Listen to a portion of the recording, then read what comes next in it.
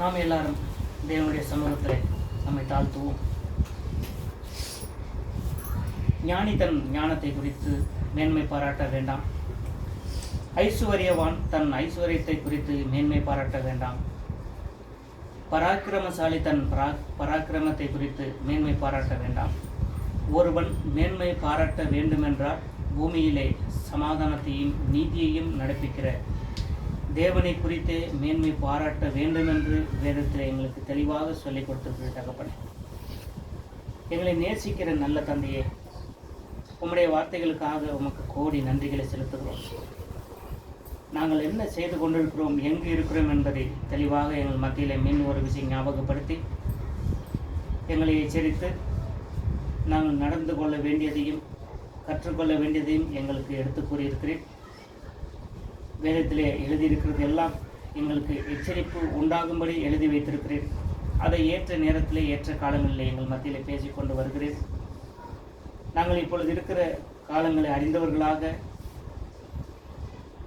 விழித்து கொண்டு தெளிந்த புத்தி உள்ளவர்களாக இருங்கள் என்று எங்களுக்கு சொல்லி எச்சரித்திருக்கிறேன்.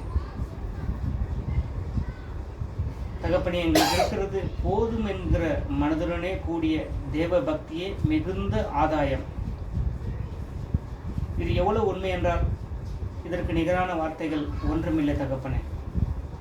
இதற்கு நாங்கள் எதையும் ஈடு சொல்ல முடியாது அது என்பதை நாங்கள் தெளிவாக புரிந்து கொண்டு எங்களுக்கு எது இருக்கிறதோ அதை போதும் என்கிற மனதுடனே நாங்கள் பயன்படுத்தி கொண்டு உம்முடைய சமூகத்தில் எப்போதும் நாங்கள் உம்முடைய பாதத்தில் அமர்ந்து உம்முடைய வார்த்தைகளை கேட்டு போதும் என்கிறதோடு நாங்கள் இருந்து கொள்ளும்படி நாங்கள் நடக்க கிருபை செய்ய. உம்முடைய வார்த்தைகளை மட்டும் நாங்கள் தினந்தோறும்